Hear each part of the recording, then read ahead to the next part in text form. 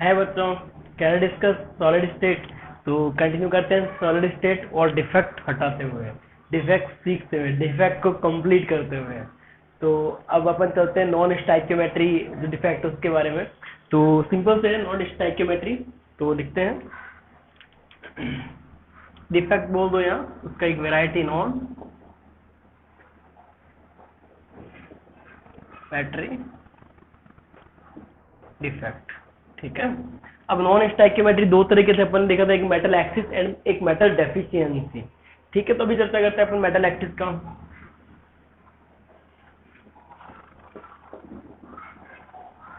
Metal axis non stoichiometry defect, या only लिख देता हूँ डिफेक्ट। ठीक है, सिंपल सा है, थोड़ा समझना है। देखो मेटल एक्सिस जो है इसका मतलब सॉलिड में अल्टीमेटली मेटल का एक्सिस हो जाएगा, और जो स्टाइक्योमेट्री थी वो तो वो नॉन स्टाइक्योमेट्री में चेंज होगा ही होगा, या ऐसा बोलो स्टाइक्योमेट्री खराब होगी होगी। ठीक है, स्टाइक्योमेट्री रिटर्न नहीं रहेगी, सेम नहीं रहेगी। ठीक है, चलो देखो अब ये दो तरह से किए जाते हैं काम। ये जो मेटल एक्सिस है वो दो तरह से किया जा सकता है। पहला तरीका मैं बता रहा हूँ, समझ रहे हैं इसको, ए टाइप सिंपल सा है, कोई बहुत हार्ड चीज नहीं है, सिंपल सा देखना। क्या है देखना, जैसे एक सॉलिड है, आयनिक सॉलिड है। इस आयनिक सॉलिड में क्या क्या है, NaCl लिया मैंने, Na प्लस और Cl माइनस, दो मॉलिक्यूल, दो आयन होंगे, Na plus and Na plus, Na plus, Na plus, Na plus, Na plus and Na plus. और इसके साथ इसके पास में कौन होगा, इसको घेर के कौन रखेगा, Cl minus, Cl minus, Cl minus, Cl minus, Cl minus, Cl minus, sorry Cl minus. तो Cl माइनस ने इसको घेर के रखा है, तो NaCl सॉलिड हो गया। अब इसको आप हीट करो NaCl की वेपर में, सोडियम की वेपर बोलना चाहिए, कि वेपर को इस पे हीट किया या हीटेड वेपर इसमें रखी, तो इसके जो चारों ओर हैं, इसके चारों ओर जहां आपने वेपर लगाई है, जैसे नीचे की तरफ से वेपर आ रही थी, तो सोडियम की वेपर इकट्ठा नहीं हो जाएगी, कलेक्ट नहीं हो जाएगी। क्या ये क्या है, कलेक्टेड,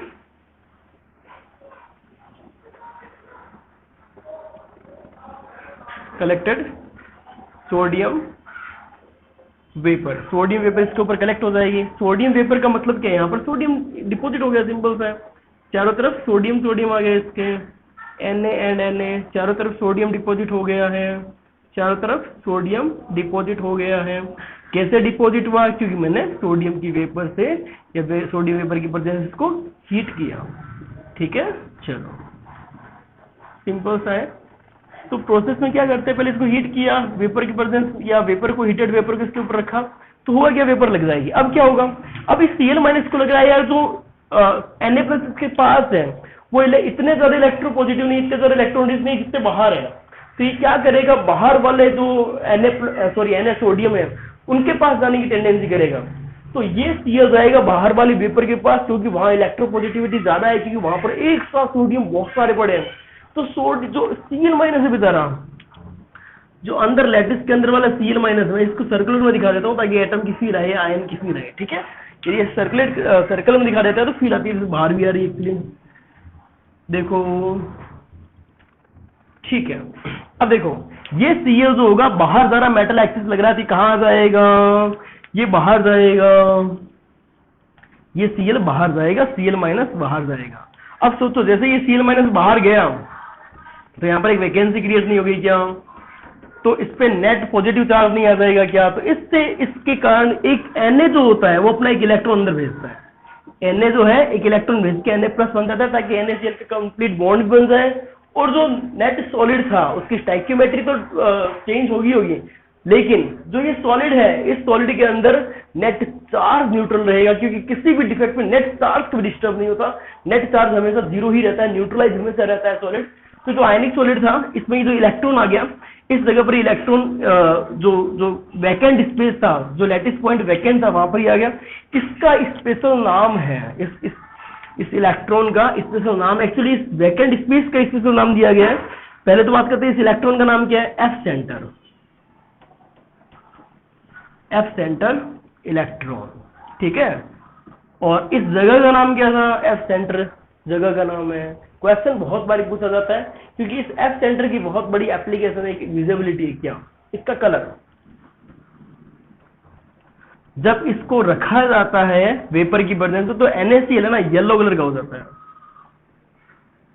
और ये NaCl येलो कलर का क्यों हुआ? क्योंकि ये F सेंटर इलेक्ट्रॉन क्रिएट हुए। और ये F सेंटर जो इलेक्ट्रॉन उन्होंने क्या किया, वो एक जगह पर ऐसी जगह पर बैठे हैं जहां पर चारों तरफ से इसको Na+ का अट्रैक्शन लग रहा है और वो एक इक्विलिब्रियम पोजीशन में पड़ा है। लेकिन ऐसा बिल्कुल नहीं वो रेस्ट में रहेगा, वो हमेशा ऑसिलेट करेगा। और जब भी चार्ज ऑसिलेट करता है, जब भी चार्ज मूवमेंट होता है, तब कलर प्रोड्यूस होता है। यहाँ पर भी सेम वही चीज है, इस F सेंटर इलेक्ट्रॉन का मूवमेंट के कारण एक कलर प्रोड्यूस हुआ और इस कलर का जो रंग आया, ये जो कलर आया वो कलर कौन सा था? येलो। और क्वेश्चन ये पूछा जाता है कि NaCl को वेपर में जब हीट किया जाता है तो इसका येलो कलर क्यों आता है भाई?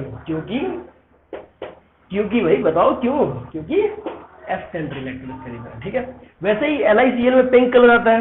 यदि यहाँ पर LiCl लेता तो LiCl जो है उसमें पिंक कलर आता और इसकी जगह तू KCl लेता तो वॉयलेट कलर आता। आगे बात समझ में, बैंगनी और पिंक कलर आता। और अलग अलग सॉलिड का अलग अलग होता है, लेकिन अपने कोर्स में ये दो ही जो अपने भी याद करने हैं। अब इसमें मेटल डेफिशिएंसी कैसे हुई, सॉरी मेटल एक्सिस कैसे हुआ? अरे सिंपल सा बात है यार, नॉन मेटल को बाहर फेंक दिया आपने। अभी क्रिस्टल सॉलिड था उसमें नॉन मेटल बाहर रह गया या बाहर चला गया तो अल्टीमेटली नेट जो मेटल का अमाउंट था, नेट मेटल का जो रेशियो था वो बढ़ नहीं गया क्या? न्यूट्रलिटी मेंटेन रही, लेकिन Cl अल्टीमेटली बाहर गया तो नेट मेटल जो था वो मेंटेन नहीं रह गया क्या? आगे बात समझ में? तो सिंपल सा तरीका है, इसमें दो क्वेश्चन बनते हैं, एक F सेंटर इलेक्ट्रॉन का बनता है और कलर का बनता है। लेकिन एक और थर्ड क्वेश्चन क्या बनता है, ये जो इलेक्ट्रॉन है वो किसका है? वो Cl ने नहीं दिया है, वो सोडियम ने दिया है। क्योंकि सोडियम की मजबूरी थी Cl को बाहर बुलाना, तो अपना इलेक्ट्रॉन देना पड़ेगा। दूसरा, इस सोडियम प्लस ने अच्छा एक बॉन्ड भी तो बना लिया है यार। समझ में आ गई बात? तो सिंपल सा ये कैसे मेटल एक्सिस हुआ। ठीक है, चलो बी वैरायटी क्या है? बी सिंपल है, यहीं पास में समझ आ जाएगा। बी वैरायटी सिंपल है। डी वैरायटी में क्या है? मेटल को सिंपली हीट किया जाता है, इतना हीट किया जाता है कि वो डीकम्पोज हो जाता है। जो मेटेलिक पार्ट है वो तो सॉलिड में ही रह जाता है, लेकिन जो नॉन मेटेलिक पार्ट है वो गैसेस फॉर्म में, वेपर फॉर्म में उड़ जाएगा, चला जाएगा, इवेपोरेट हो जाएगा। जैसे एग्जांपल देख, ZnS है। ZnS को यदि ZnO लो, जिंक ऑक्साइड। जिंक ऑक्साइड को जब हीट किया जाता है तो zinc plus half O2 plus 2 electron. ठीक है, अब हालांकि यहाँ पर जिंक प्लस 2 सॉरी, तो ये जो ZnO था, ये ZnO को जैसे हीट करोगे तो इसका जो नॉन मेटेलिक पार्ट है वो गैस के फॉर्म में इवेपोरेट हो गया और ये जो सॉलिड है जैसे पड़ा है, और ये इलेक्ट्रॉन जो है उस लैटिस पॉइंट या उस सॉलिड के अंदर ही रहेंगे, वो मूवमेंट करेंगे, लेकिन ये F सेंटर वाले नहीं कहलाएंगे। और क्यों इसमें मेटल एक्सिस है? अल्टीमेटली जिंक प्लस 2 मेटल के अंदर रह गया, अल्टीमेटली जिंक प्लस 2 मेटल के अंदर रह गया, तो नेट मेटल जो है वो ज्यादा नहीं होगी। क्या? क्योंकि नॉन मेटल बाहर चला गया। अरे यार, मेटल को बढ़ाने के दो तरीके हैं तेरे पास। सॉलिड के अंदर मेटल का एक्सेस करना दो तरीके हैं।